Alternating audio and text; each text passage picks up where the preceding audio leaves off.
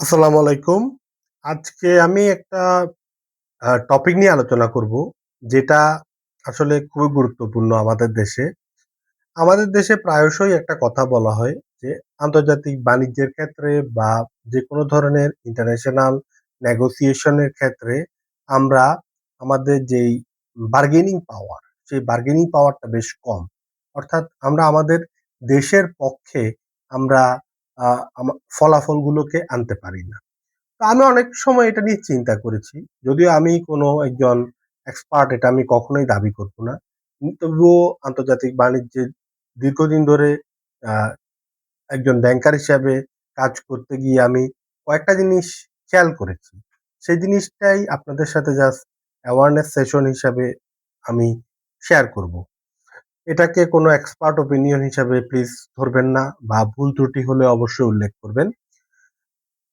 তো যে জিনিসটা সেটা হইতেছে যে, আন্তর্জাতিক বাণিজ্যে আমাদের অদক্ষতা বা আন্তর্জাতিক যেকোনো ধরনের নেগোসিয়েশনে আমাদের অদক্ষতার অন্যতম কারণ হচ্ছে আমাদের নেগোসিয়েশন টুলস বা টেকনিক্যাল নলেজের ঘাটতি। আমরা অনেক সময় মনে করি আমরা হয়তো ভালো ইংরেজি বলতে পারি না। সেই কারণে আমরা আন্তর্জাতিক বাণিজ্য বা আন্তর্জাতিক চুক্তিতে খুব একটা ভালো করতে পারছি না। আ দুঃখের সাথে বলতে হচ্ছে, আন্তর্জাতিক বাণিজ্যটা শুধুমাত্র ইংরেজি ভাষাভাষী লোকের সাথে হচ্ছে না। আমাদের প্রচুর পরিমাণে বাণিজ্য আমরা করছি চায়না, কোরিয়া, থাইল্যান্ড, মালয়েশিয়া এ সকল দেশের সাথে। তারা আ তারা আমাদের চেয়ে ইংরেজিতে অনেক বেশি দক্ষ, সেটা আমার কাছে কখনোই মনে হয়নি। বরং অনেক ক্ষেত্রে তাদের ইংরেজি দক্ষতা আমাদের চেয়ে খারাপ। কিন্তু তারা যেই জিনিসটাতে দক্ষ সেটা হচ্ছে টেকনিক্যাল নলেজ এবং এক্সপার্টাইজ এবং হার্ড নলেজ। হার্ড নলেজ কি? আমাদের টেকনিক্যাল এবং ইকোনমিক নলেজের যে দৈন্য, সেটা আপনি দেখবেন যে আমাদের দেশের বেশিরভাগ যারা ব্যবসা করেন, তারা আন্তর্জাতিক পেমেন্ট মেথড গুলো সম্পর্কে সঠিক ধারণা রাখেন না।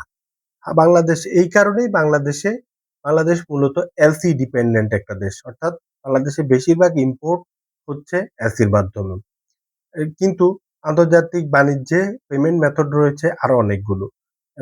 মূলত ৪ টা পেমেন্ট মেথড রয়েছে। সেই ৪ টা পেমেন্ট মেথডের মধ্যে আমরা আমাদের ইম্পোর্টের সিংহভাগই করছি এলসির মাধ্যমে। কারণ আমরা আমাদের যেই ট্রেডিং পার্টনার বা স্টেক হোল্ডার তাদেরকে কনভিন্স করতে পারছি না অন্য অন্যান্য মেথড গুলোতে আ ইম্পোর্ট করার ক্ষেত্রে।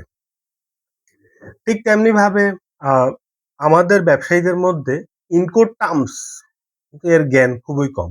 ইনকোটার্মস কি? এটা অনেক ব্যবসায়ীরা যারা দিনের পর দিন ইম্পোর্ট করছে, তারা পর্যন্ত সঠিকভাবে জানে না। ইনকোটার্মস অথচ আন্তর্জাতিক বাণিজ্য ক্ষেত্রে ডেলিভারি রিস্ক এবং কস্ট, সেলার এবং বায়ারের মধ্যে অ্যালোকেশন এর ক্ষেত্রে অন্যতম গুরুত্বপূর্ণ ভূমিকা পালন করে ইনকোটার্মস। এখন প্রশ্ন হচ্ছে যে, কেন আমাদের আন্তর্জাতিক বাণিজ্যের ক্ষেত্রে এই জ্ঞানের সীমাবদ্ধতা?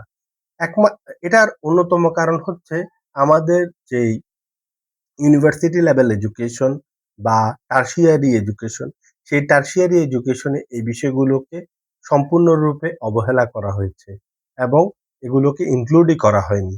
আমি নিজে একজন বিবিএ এবং এমবিএ এর স্টুডেন্ট। দুঃখজনকভাবে আমি ৪ বছর বিবিএ করেছি এবং ১ বছর এমবিএ করেছি। সেইখানে আ আন্তর্জাতিক বাণিজ্যের এই যে গুরুত্বপূর্ণ বিষয়গুলো, অর্থাৎ letter of credit, advance payment, documentary collection, documentary credit, হ্যাঁ, incoterms, stand by LC, bank guarantee, এই জিনিসগুলো নিয়ে একদমই আলোচনা করা হয়নি। অথচ বাংলাদেশ একটি আন্তর্জাতিক বাণিজ্যের গুরুত্বপূর্ণ প্লেয়ার এবং পুরো পৃথিবীর যেই আলাপগুলো হয় সেগুলো আন্তর্জাতিক বাণিজ্য কেন্দ্রিকই। যেমন এই মুহূর্তে পৃথিবীর সবচেয়ে গুরুত্বপূর্ণ হট টপিকস কি? এই যে ট্রাম্প, আ ডো মার্কিন প্রেসিডেন্ট ডোনাল্ড ট্রাম্প যে ট্রেড ট্যারিফ দিয়েছেন, এই ট্যারিফটাই কি সবচেয়ে আলোচ্য বিষয় নয়? অথচ বাংলাদেশে যে গতানুগতিক বেশিরভাগ ইউনিভার্সিটিতে, আমি বলব না সব ইউনিভার্সিটিতে, কিন্তু বেশিরভাগ ইউনিভার্সিটিতে যেই কারিকুলাম রয়েছে বিবিএ, এমবিএ অথবা ব্যবসা রিলেটেড কোর্সে, সেগুলোতে এই ধরনের প্র্যাকটিক্যাল বিষয়গুলো আলোচনা করা হয় না। ফলে তারা যখন ম্যানেজার হিসাবে বিভিন্ন জায়গায় জয়েন করে, তারা ব্যবসায়ীদেরকে সঠিক পরামর্শটুকু দিতে পারছেন না। আমি বলবো যে এখনই একটা সুযোগ যে এই যে আমাদের এই উম গুনে খাওয়া কারিকুলাম এটাকে চেঞ্জ করা, এটার মধ্যে প্র্যাকটিক্যাল জিনিসগুলোকে এড করা। প্র্যাকটিক্যাল জিনিসের মধ্যে আমি আ আরো গুরুত্ব দিতে বলব যে আমাদের আমদানি নীতি, রপ্তানি নীতি, আ ইন্ডাস্ট্রিয়াল পলিসি এই জিনিসগুলো যাতে অ্যা অবশ্যই স্টুডেন্টরা পড়ে বড় হয়। কারণ এগুলো না পড়ে বড় হইলে যেটা হবে যে তারা ইম্যাচিউর ডিসিশন নিবে। ইম্যাচিউর ডিসিশন নিলে দেশের জন্য কখনো ফেভারেবল আউটকাম আসবে না। আন্তর্জাতিক ক্ষেত্রে যখন ডিপ্লোমেসি করতে যাবে বা নিজের ব্যবসার ক্ষেত্রে ডিপ্লোমেসি করতে যাবে, এই নলেজ গুলা আগে থেকে না থাকলে হুট করে বিল্ড আপ করা যাবে না। শুধু সফট স্কিল এর উপর বেস করে শুধুমাত্র সুন্দর, সুন্দর ইংরেজি বলে কোনদিন ভালো আউটকাম আনা যাবে না। তো আমি আজকে অনেক কিছু বলে বসলাম। এগুলোর কোনো ক্রিটিসিজম থাকলে অবশ্যই জানাবেন। কারণ আমি বিশ্বাস করি there is no single truth. একমাত্র কোনো সত্য হয় না। সত্যর অনেকগুলো রূপ থাকে এবং এগুলো আলোচনার মাধ্যমেই কিন্তু আমরা একটা agreeable truth এ আসতে পারি। কখনোই একমাত্র সত্যে বিশ্বাস করতে নেই। তো thank you very much for the patience. Thanks